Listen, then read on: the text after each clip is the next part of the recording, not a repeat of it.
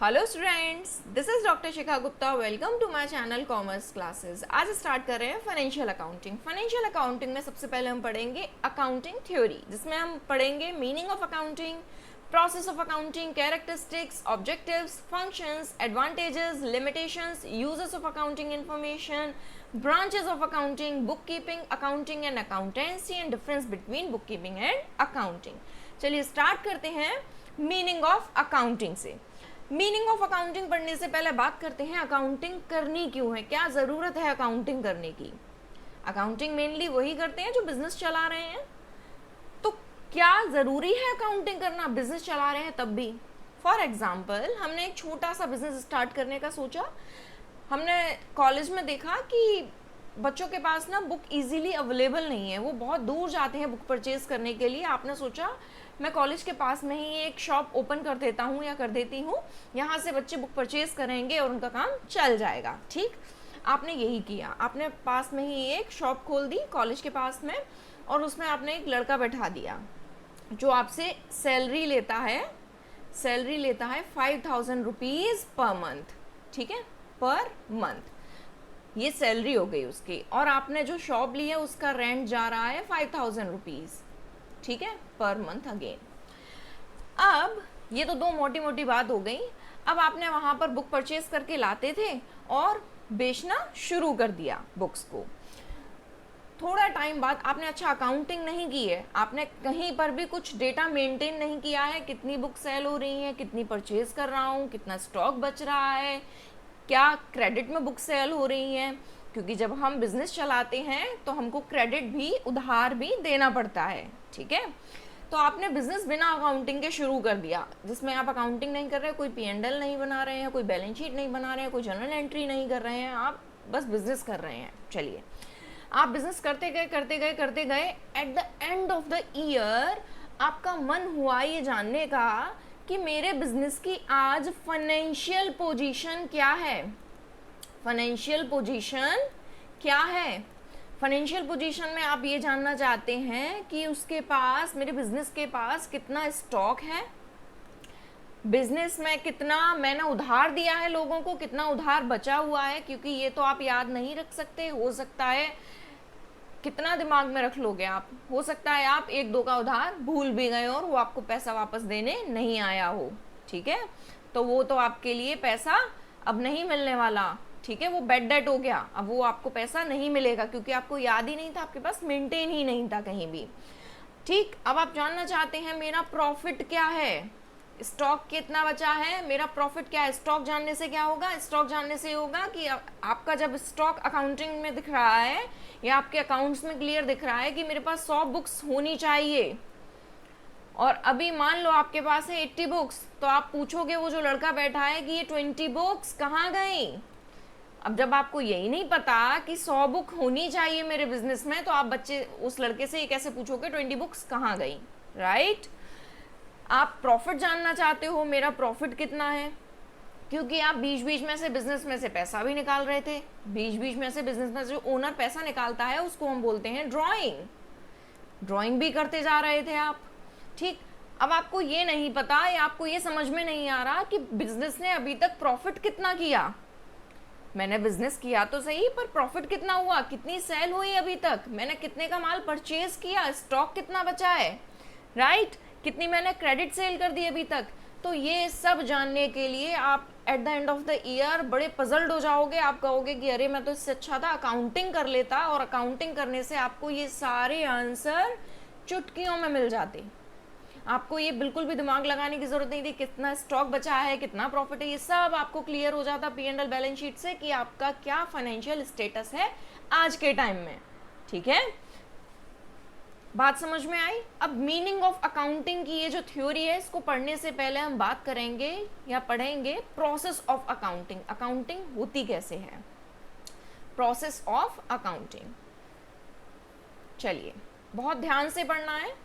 सबसे पहले कोई भी ट्रांजैक्शन होती है बिजनेस में, कोई भी ट्रांजैक्शन होती है तो हम ये चेक करते हैं कि वो ट्रांजैक्शन बिजनेस से रिलेटेड है या नहीं। वो ट्रांजैक्शन बिजनेस से रिलेटेड है या नहीं, और बिजनेस से रिलेटेड है तो क्या वो मॉनेटरी टर्म्स में है? क्या उसको हम पैसे में वैल्यू कर सकते हैं, उसकी वैल्यू पता कर सकते हैं? तो वो ट्रांजैक्शन इस प्रोसेस में आएगी। ठीक है, फर्स्ट काम क्या हो गया? ट्रांजैक्शन लिखना कि हमारी कुछ ट्रांजैक्शन हुई है। For example, goods purchased in cash rupees, goods purchased in cash rupees 20,000। ठीक है, 20,000 का गुड्स परचेज किया, ये ट्रांजैक्शन हुई। गुड्स परचेज किया है, बिजनेस से रिलेटेड है और कैश में भी है, मॉनेटरी टर्म में भी है, तो ये ट्रांजैक्शन मानी जाएगी, पास हो गई। ठीक, अब इसके बाद हम क्या करेंगे? हम जर्नल एंट्री करेंगे। छोटा बिजनेस है तो हम जर्नल एंट्री करते चले जाएंगे सबकी। जैसे इसकी जर्नल एंट्री क्या होगी? इसकी जर्नल एंट्री होगी purchase account debit to cash account. अब ये डेबिट और क्रेडिट के क्या रूल हैं, ये हम किसी और वीडियो में डिस्कस करेंगे। अभी आप ये समझ लीजिए, हम इसकी जर्नल एंट्री कर देंगे। ठीक है, 20,000 से। पर बिजनेस अगर बड़े हैं, बहुत बड़े लेवल पर बिजनेस चल रहा है, तो क्या किया जाएगा? ये बार बार जर्नल एंट्री करने से अच्छा है हम ऐसी एंट्रीज जो रिपीटेटिव नेचर की हैं उनकी बुक्स मेंटेन कर लें। जैसे कैश बुक, कैश का आना या जाना ये तो चलता रहेगा बिजनेस में, तो कैश बुक मेंटेन कर ली। परचेज बुक, परचेज करना। परचेज रिटर्न बुक, हमने जो परचेज किया प्रोडक्ट हम उसे वापस भी कर सकते हैं, तो वो किस में आएगा? परचेज रिटर्न बुक में। सेल्स बुक, सेल बुक, हमने जो सेल की है वो आएगा आपका सेल्स बुक में। सेल्स रिटर्न, जो सेल वापस होके आ गई, हमने सेल तो कर दिया पर कुछ प्रोडक्ट वापस होके आ गया, वो क्या हो जाएगी? सेल्स रिटर्न बुक में आएगा। फिर आता है bills receivable books, bills payable book. ठीक, फाइनली है जर्नल प्रॉपर। जर्नल प्रॉपर जो हम जर्नल एंट्री कर रहे हैं, जो अगर हमने जर्नल एंट्री की है तो हम डायरेक्ट लेजर बनाएंगे, अकाउंट्स बनाएंगे। जैसे परचेज का अकाउंट अलग बनेगा, परचेज का अकाउंट इस केस में कैसे बनेगा? परचेज अकाउंट अलग बनेगा और कैश अकाउंट अलग बनेगा। ठीक है, अगेन अकाउंट बनाना मैं बाद में बताऊंगी। अगर आप नॉन कॉमर्स बैकग्राउंड के हैं तो अकाउंट मैं आपको नेक्स्ट लेक्चर में या कभी और बताती हूँ, किसी और लेक्चर में।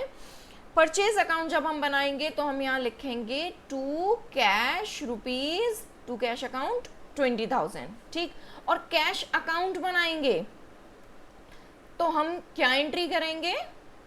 By purchase, by purchase 20,000। ठीक है, 20,000, 2 लाख नहीं है, ये 20,000 है।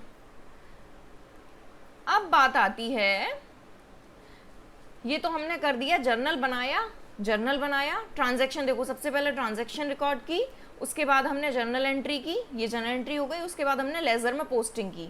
लेजर में हम क्या करते हैं? डिफरेंट अकाउंट्स बनाते हैं और उसमें पोस्टिंग करते चले जाते हैं अपनी जितनी भी एंट्रीज हैं। अब अगर हमने कैश बुक बनाई है या परचेज बुक बनाई है, परचेज रिटर्न बुक बनाई है, इसी तरह से सारी बुक्स बनाई हैं, तो हम इस जर्नल एंट्री को न करके डायरेक्ट इस ट्रांजैक्शन को कैसे रिकॉर्ड करते? हमें ये पता चल गया, goods purchase in cash rupees 20,000। तो अगर हम कैश बुक मेंटेन कर रहे होते तो हम डायरेक्ट कैश बुक में एंट्री करते, एंट्री सेम होगी, बाय परचेज ही आएगा। पर हमने यहाँ क्या किया? एक स्टेप खा गए, हमने यहाँ जर्नल एंट्री ना करके डायरेक्ट बुक पर मेंटेन कर रहे हैं। ठीक है, तो ये क्या एंट्री हो जाएगी? By purchase, by purchase 20,000 rupees. ठीक, दो तरीके से हो गई। एक तो हमने जर्नल एंट्री कर दी, जर्नल एंट्री करने के बाद लेजर बनाई। दूसरा तरीका क्या था? हमने डायरेक्ट बुक बना दी, डायरेक्ट हमने ये डिफरेंट बुक्स में एंट्री कर दी, बुक्स बना दी। अब हम लेजर बनाने के बाद क्या करेंगे? ट्रायल बैलेंस बनाएंगे। ट्रायल बैलेंस कैसे बनाएंगे? ट्रायल बैलेंस में हम डिफरेंट अकाउंट के बैलेंस लिखेंगे कि कैश अकाउंट का क्या बैलेंस है, परचेज अकाउंट का क्या बैलेंस है, and so on. Trial balance में हम डायरेक्ट ये वाले बैलेंस उठा लेंगे, बुक वाले, अगर हमने बुक मेंटेन की है तो। अगर जर्नल एंट्री करी है, छोटा बिजनेस है, जर्नल एंट्री करी है, तो डिफरेंट लेजर के बैलेंस उठाएंगे ट्रायल बैलेंस में। पर अगर हमने बुक मेंटेन की है तो इन बुक के ही बैलेंस को हम ट्रायल बैलेंस में लिख देंगे, राइट। इसके बाद में हम प्रॉफिट एंड लॉस अकाउंट बनाएंगे, बैलेंस शीट बनाएंगे, उसके बाद फिर एनालिसिस एंड इंटरप्रिटेशन करेंगे। और इसके बाद ही एक पॉइंट और लिख लीजिए, communicating communicating to users, right? communicating to users. अब बात करते हैं बुक कीपिंग और अकाउंटिंग की. यहाँ से लेकर ट्रांजैक्शन से लेकर लेजर बनाने तक का प्रोसेस क्या है? Book keeping. इसको हम क्या बोलेंगे? Book keeping. बुक कीपिंग करने वाले पर्सन को बहुत ज़्यादा दिमाग लगाने की ज़रूरत नहीं है, उसको जनरल एंट्री करते जानी है और अकाउंट में लिखते चले जाना है. लेजर बनाने तक का काम बुक कीपिंग का है. ठीक. इसके बाद में आता है अकाउंटिंग. तो अकाउंटिंग कहाँ से कहाँ तक होगी? बुक कीपिंग के बाद ये जो पूरा सेक्शन है ये आएगा आपका अकाउंटिंग में. ठीक है. तो जहां पर बुक कीपिंग एंड होगी वहां से अकाउंटिंग स्टार्ट होगी. बुक कीपिंग के लिए जो पर्सन बुक कीपर है और जो बुक कीप कर रहा है, बुक कीपिंग कर रहा है, उसको इतनी नॉलेज की ज़रूरत नहीं है. पर जो अकाउंटिंग कर रहा है उसको नॉलेज की ज़रूरत है, क्योंकि उसको प्रॉफिट एंड लॉस भी बनाना है, बैलेंस शीट भी बनानी है, एनालिसिस करनी है, इंटरप्रिटेशन करना है. राइट. अब आते हैं मीनिंग पर. मीनिंग क्या है? Meaning of accounting. The language of business is accounting. Business की लैंग्वेज क्या है? जैसे हम कुछ वर्ड्स यूज करते हैं, कुछ लैंग्वेज यूज करते हैं कम्युनिकेट करने के लिए एक दूसरे से, उसी तरह से बिजनेस से कम्युनिकेट करने के लिए जो लैंग्वेज है वो है अकाउंटिंग. ठीक है. Accounting refers to the actual process of preparing and presenting account. Accounting क्या है? अकाउंट्स तो हम जो अकाउंट्स बनाते हैं वो है, पर अकाउंटिंग क्या है? अकाउंटिंग क्या है? अकाउंट्स बनाने का प्रोसीजर. ठीक है. Accounting refers to the actual process of preparing and presenting the accounts. Right. The work of accounting starts where the work of book keeping ends. Book keeping जहां खत्म होगी वहां से अकाउंटिंग स्टार्ट होगी. Accounting is based on careful and efficient book keeping system. अगर book keeping सही तरीके से की गई है तभी अकाउंटिंग सक्सेसफुल हो पाएगी, क्योंकि बुक कीपिंग अगर हमने बेस ही गड़बड़ कर दिया, इनिशियल जो हमने काम किया वही गड़बड़ हो गया, तो फर्दर कैसे सही हो सकता है. Right. Accounting refers to the process of preparing and presenting the accounts in a scientific and systematic manner in the shape of final accounts. Final account means P&L and balance sheet. Right. चलिए एक definition दी हुई है. Next आते हैं characteristics of accounting. Accounting के characteristics क्या हैं? जैसा कि अभी मैंने बताया आपको, स्टार्ट किससे करते हैं अकाउंटिंग? अकाउंटिंग स्टार्ट करते हैं identification of financial transactions and events. वो ट्रांजैक्शन और इवेंट्स को आइडेंटिफाई करते हैं जो बिजनेस से रिलेटेड हैं. ठीक है. दूसरा काम हम ये करते हैं, मेजर करते हैं आइडेंटिफाइड ट्रांजैक्शन को. मेजर करते हैं in terms of monetary, in terms of rupees, in terms of some currency. कोई भी ट्रांजैक्शन हुई है बिजनेस से रिलेटेड, पर क्या वो ट्रांजैक्शन को हम पैसे में मेजर कर पा रहे हैं या नहीं, तब तो वो ट्रांजैक्शन हम रिकॉर्ड कर सकते हैं, अदरवाइज हम उस ट्रांजैक्शन को रिकॉर्ड नहीं कर सकते. अगर मैंने प्रॉमिस कर दिया किसी बिजनेसमैन को, मैं तुमसे पर्टिकुलर प्रोडक्ट इस डेट को खरीदूंगी, ठीक है, तो ये ट्रांजैक्शन मेजर नहीं कर सकते, क्योंकि ये सिर्फ एक प्रॉमिस था, इसमें पैसे का कहीं भी लेन देन नहीं हुआ है. पर अगर मैंने उसको आज पेमेंट कर दिया होता, मैंने आज उसको परचेज करने का पेमेंट कर दिया होता, तब ये फाइनेंशियल ट्रांजैक्शन हो जाती. क्लियर है. इसके बाद में आता है रिकॉर्डिंग. रिकॉर्डिंग करते हैं हम ट्रांजैक्शन को, जर्नल एंट्री करते हैं, या फिर हम बुक्स मेंटेन करते हैं. वो क्या हो गया आपका बुक्स ऑफ ओरिजिनल एंट्री, या फिर हम जर्नल एंट्री करते हैं. राइट.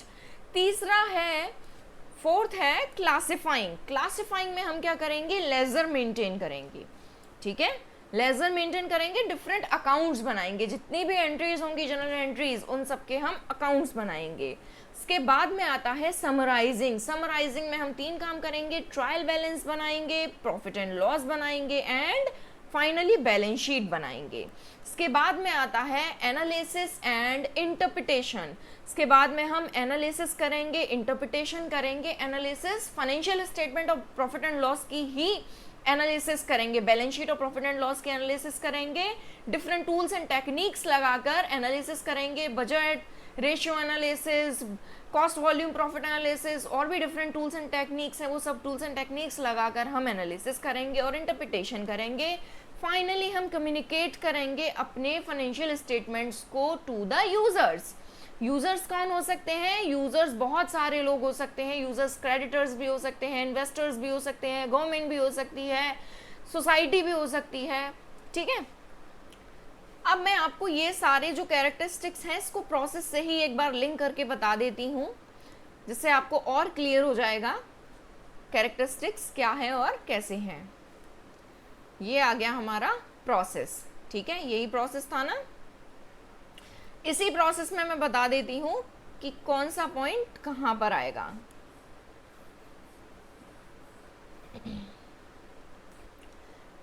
सबसे पहला था आइडेंटिफिकेशन, ठीक है। तो हम क्या कर रहे हैं? ट्रांजैक्शन को ही तो आइडेंटिफाई कर रहे हैं, आइडेंटिफिकेशन। इसके बाद में हम कर रहे हैं रिकॉर्डिंग। तो रिकॉर्डिंग क्या है? जर्नल, ठीक है। ये क्या किया हमने? रिकॉर्डिंग कर ली, ये हमने रिकॉर्डिंग की। Identification then recording. रिकॉर्डिंग करने के बाद हमने क्लासिफाई किया, क्लासिफाइंग। ये आ गया आपका लेजर मेंटेन करना ही क्या है? क्लासिफाई करना है। इसके बाद में समराइज करेंगे। समराइज 3 स्टेप्स को कवर कर लेगा, trial balance, profit and loss and balance sheet. ये क्या हो गया? Summarising, right. क्लासिफाइंग के बाद, क्लासिफाइंग या क्लासिफिकेशन के बाद समराइजिंग। समराइजिंग के बाद में हम करेंगे एनालिसिस एंड इंटरप्रिटेशन, ठीक। एनालिसिस एंड इंटरप्रिटेशन के बाद हम करेंगे communicating to users, communicating to users, ठीक है।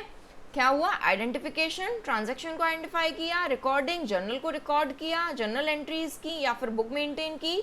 थर्ड है क्लासिफाइंग, जिसमें हमने लेजर बनाया, जर्नल एंट्री को ही क्लासिफाई किया डिफरेंट अकाउंट्स में।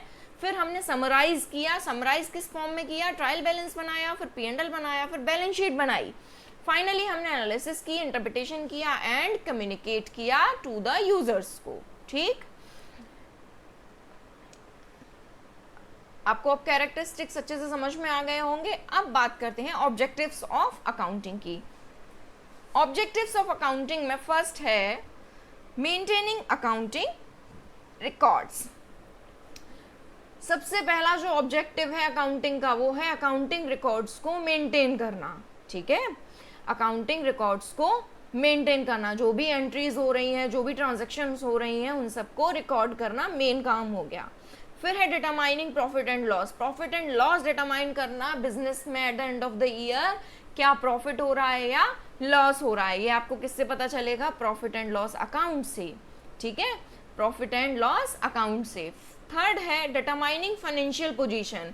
फाइनली आप ये भी जानना चाहोगे कि आपके बिजनेस की financial position eight the end of the year क्या है, वो आपको पता चलेगा बैलेंस शीट से। आपकी एसेट्स, आपकी लायबिलिटीज आपको बैलेंस शीट से पता चलेंगी। Means in short financial position आपको बैलेंस शीट से पता चलेगी। फिर आता है फैसिलिटेटिंग मैनेजमेंट। मैनेजमेंट को क्योंकि डिसीजन लेने के लिए, कंट्रोलिंग के लिए, बजटिंग के लिए, फोरकास्टिंग के लिए और भी बहुत सारे अपने फंक्शंस को पूरा करने के लिए अकाउंटिंग की, फाइनेंशियल रिकॉर्ड्स की, फाइनेंशियल इंफॉर्मेशन की ज़रूरत होती है। तो अकाउंटिंग का ये भी एक मेन ऑब्जेक्ट हो गया कि वो सारी इंफॉर्मेशन मैनेजमेंट को दे, जिससे वो हेल्प हो पाए मैनेजमेंट को डिसीजन मेकिंग में, कंट्रोलिंग में, बजटिंग में एंड फोरकास्टिंग में, राइट। नेक्स्ट है providing accounting information to users.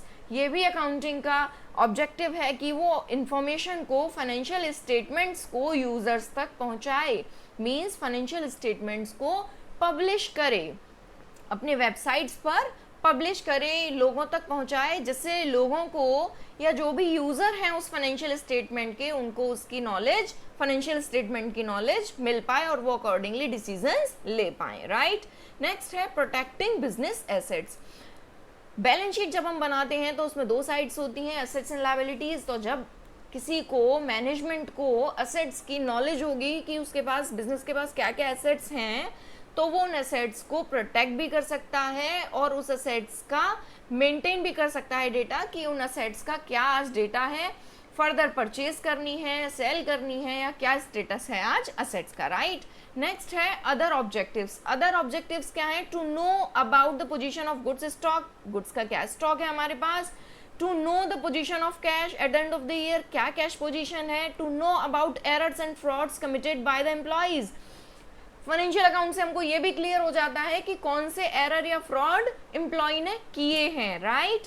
To have detail information about capital employed, capital हमने कितनी लगाई बिजनेस में अभी तक। To satisfy the taxation authorities, हमने अथॉरिटीज को टैक्स फाइल तो करके रख दिया, पर हो सकता है उनको डाउट हो और वो आपके फाइनेंशियल स्टेटमेंट्स को आकर चेक करें और वो फाइनेंशियल स्टेटमेंट से सेटिस्फाई हो जाएंगे, right. Next is to know the financial and other requirements of business at a particular time, किसी भी बिजनेस की फाइनेंशियल या अदर रिक्वायरमेंट्स क्या है फ्यूचर में, ठीक, ये भी हमको पता चल जाएगा अपने अकाउंट्स को देखकर, राइट। नेक्स्ट है फंक्शंस ऑफ अकाउंटिंग। फंक्शंस क्या है अकाउंटिंग के? फर्स्ट है रिकॉर्डिंग फंक्शन। सबसे पहला है रिकॉर्ड करना। रिकॉर्ड कैसे कर रहे हैं? ट्रायल बैलेंस बनाकर, P&L बनाकर, बैलेंस शीट बनाकर, ठीक। नेक्स्ट है ऑडिटिंग फंक्शन। अकाउंटिंग हमने कर ली, अपना फाइनेंशियल स्टेटमेंट बना लिया, उसके बाद में हम ऑडिट भी करते हैं क्या वो अकाउंटिंग ठीक हुई है या नहीं हुई है। Next is interpretative function. Interpretative function में आएगा कि हम एनालिसिस करेंगे और उस एनालिसिस करने के बाद, एनालिसिस के लिए हम डिफरेंट टूल्स यूज कर सकते हैं, ratio analysis, fund flow statement, cash flow statement, different analysis करने के बाद हम इंटरप्रिटेशन करेंगे जिससे मैनेजमेंट को हेल्प हो जाए। नेक्स्ट है इंफॉर्मेटिव फंक्शन। इंफॉर्मेटिव फंक्शन में हम इंफॉर्मेशन देंगे यूजर्स को about the financial position of the concern, about the financial position of the business, right. जो भी उसके यूजर्स होंगे फाइनेंशियल स्टेटमेंट के, उनको इंफॉर्मेशन देना, अकाउंटिंग इंफॉर्मेशन देना basically in the form of financial statements. Financial statement हमने पब्लिश कर दिया, इसका मतलब हमने उनको इन्फॉर्मेशन दे दी। अब वो उसको जैसे पढ़ना चाहेंगे, जब पढ़ना चाहेंगे, वो उसको देख सकते हैं और अकॉर्डिंगली डिसीजंस ले सकते हैं, right. Next is legal functions. Legal function में हमने क्या किया, अपने अकाउंट्स को इनकम टैक्स अथॉरिटीज के हिसाब से भी मेंटेन करके और उनको प्रॉपर इंफॉर्मेशन दे दी इनकम टैक्स अथॉरिटीज को, ठीक है। और भी कोई अथॉरिटी है और भी कोई गवर्नमेंट गाइडलाइंस हैं या रूल्स हैं, उसके अकॉर्डिंग हमने उन सारी रूल्स को, रेगुलेशंस को सेटिस्फाई किया और अपने अकाउंट्स उसी हिसाब से प्रिपेयर किए, right. Next is managerial function. Managerial function में हम अपने अकाउंट्स की इंफॉर्मेशन मैनेजमेंट को देंगे। मैनेजमेंट को वो इंफॉर्मेशन इस फॉर्म में देंगे जिससे मैनेजर्स को मैनेजरियल फंक्शंस फुलफिल करने में हेल्प हो पाए, राइट। डिसीजन मेकिंग में, कंट्रोलिंग में, ठीक, हेल्प हो। Next is social function. Social function में क्या आएगा, फाइनेंशियल रिजल्ट्स को इन्वेस्टर्स को, क्रेडिटर्स को and society as a whole को कम्युनिकेट करना। ये भी बिजनेस की सोशल रेस्पॉन्सिबिलिटी है कि वो अपने फाइनेंशियल स्टेटमेंट्स को पब्लिश करे और लोगों तक पहुंचाए, राइट। चलिए इस लेक्चर में इतना ही, बाकी नेक्स्ट लेक्चर में कवर करेंगे। आई होप आपको वीडियो समझ में आया होगा। Thanks for watching, bye bye.